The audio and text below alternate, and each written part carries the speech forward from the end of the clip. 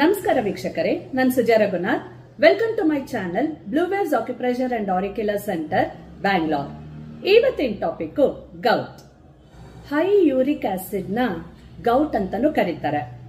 ಈಗ ವೀಕ್ಷಕರೇ, ಈ ಗೌಟ್ ಒಂದು ಕಾಂಪ್ಲೆಕ್ಸ್ ಫಾರ್ಮ್ ಆಫ್ ಆರ್ಥರೈಟಿಸ್ ಅಂತಾನೂ ನಾವು ಹೇಳ್ಬೋದು. ಯೂರಿಕ್ ಆಸಿಡ್ ಜನರಲ್ ಆಗಿ ವೀಕ್ಷಕರೇ ಇದೊಂದು ವೇಸ್ಟ್ ಪ್ರಾಡಕ್ಟ್. ಇದು ಬ್ಲಡ್ ಅಲ್ಲಿ ಜನರಲ್ ಆಗಿ ಡಿಸಾಲ್ವ್ ಆಗಿರುತ್ತೆ.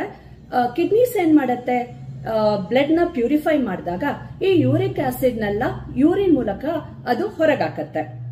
ಸಪೋಸ್ ಏನೋ ಕಾರಣದಿಂದ ಈ ಜಾಸ್ತಿ ಯೂರಿಕ್ ಆಸಿಡ್ ಬಾಡಿ ಪ್ರೊಡ್ಯೂಸ್ ಮಾಡಿದಾಗೋ ಇಲ್ಲ ಕಿಡ್ನಿ ಸ್ವಲ್ಪ ವೀಕ್ ಆಗಿ ಸರಿಗೆ ಪೂರ್ತಿ ಯೂರಿಕ್ ಆಸಿಡ್ ಬಾಡಿಯಿಂದ ಹೊರಗಾಕಿಲ್ಲ ಅಂದ್ರೆ ಇದು ಹಾಗೆ ಅಕ್ಯುಮುಲೇಟ್ ಆಗಿ ಏನಾಗುತ್ತೆ, ಕ್ರಿಸ್ಟಲ್ಸ್ ತರ ಫಾರ್ಮ್ ಆಗತ್ತೆ.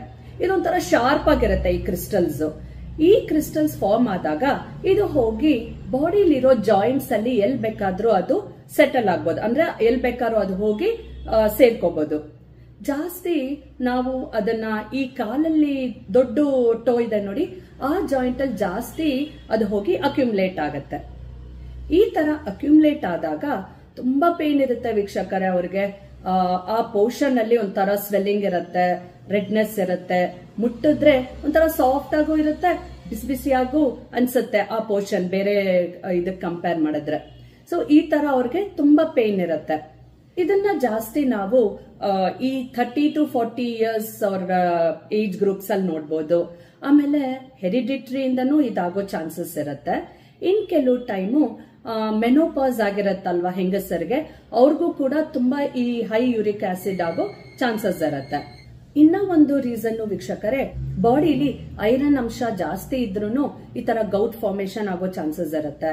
ಇನ್ನೊಂದು, ಯಾರಿಗೆ ಥೈರಾಯ್ಡ್ ಇದೆಯೋ ಅವ್ರಿಗೂ ಕೂಡ ಸಮ್ ಟೈಮ್ಸ್ ಈ ತರ ಯೂರಿಕ್ ಆಸಿಡ್ ಆಗೋ ಚಾನ್ಸಸ್ ಇರುತ್ತೆ.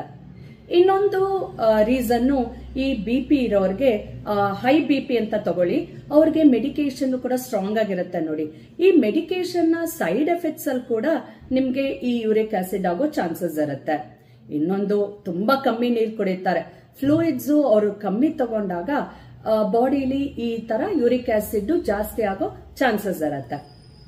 ಈಗ ನಾವು ಯಾರ್ಯಾರಿಗೆ ಈ ತರ ಬಾಡಿಲಿ ಹೈ ಯೂರಿಕ್ ಆಸಿಡ್ ಆಗಿದೆಯೋ ಅವ್ರಿಗೆ ಆಕ್ಯುಪ್ರೆಷರ್ ಅಲ್ಲಿ ಯಾವ ಪಾಯಿಂಟ್ ಹಾಕೋಬೇಕು ಅಂತ ನೋಡೋಣ. ವೀಕ್ಷಕರೇ, ಈ ಪಾಯಿಂಟ್ ನಮ್ಮ ಕಾಲಲ್ಲಿದೆ. ನಾನು ಹೇಳ್ದೆ ಅಲ್ವಾ ಬಿಗ್ ಟೋ, ಈ ಬಿಗ್ ಟೋ ಮೇಲೆ ಈ ಪಾಯಿಂಟ್ ಬರುತ್ತೆ ನೋಡಿ. ನಾನು ಪಿಕ್ಚರ್ ಸ್ಕ್ರೀನ್ ಮೇಲೆ ಹಾಕಿರ್ತೀನಿ, ಅದನ್ನ ನೋಡ್ಕೊಂಡು ನೀವು ನಿಮ್ಮ ಕಾಲ್ ಮೇಲೆ ಲೊಕೇಟ್ ಮಾಡಬೇಕು. ಫಸ್ಟ್ ಈ ಪಾಯಿಂಟ್ ನ ನಾವು ಸ್ಟಿಮ್ಯುಲೇಟ್ ಮಾಡಿ ಪೇಪರ್ ಟೇಪ್ ಮೇಲೆ ಬಿಯಾಲ್ ಮ್ಯಾಗ್ನೆಟ್ ವೈಟ್ ಕಲರ್ ಪಾರ್ಟ್ ಆ ಪಾಯಿಂಟ್ ಮೇಲೆ ಹಾಕೋಬೇಕು. ಸ್ಕಿನ್ ಟಚ್ ಆಗೋ ತರ ಹಾಕೋಬೇಕು. ಇದು ಸುಮಾರು ನೀವು 8 ರಿಂದ 10 ಗಂಟೆಗಳ ಕಾಲ ಪ್ರತಿದಿನ ಪ್ರಾಬ್ಲಮ್ ಕಮ್ಮಿ ಆಗೋವರೆಗೂ ಕಂಟಿನ್ಯೂ ಮಾಡ್ತಾ ಇರಬೇಕು. ಮತ್ತೆ ವೀಕ್ಷಕರೇ, ಇದ್ರ ಜೊತೆ ಡಯಟ್ ತುಂಬಾ ಇಂಪಾರ್ಟೆಂಟ್. ಅಂದ್ರೆ ನಾವು ತಗೊಳ್ಳೋ ಫುಡ್ ಮೇಲೂ ಡಿಪೆಂಡ್ ಆಗತ್ತೆ ಈ ಯೂರಿಕ್ ಆಸಿಡ್ ಜಾಸ್ತಿ ಆಗೋದು ನಮ್ಮ ಬಾಡಿಲಿ.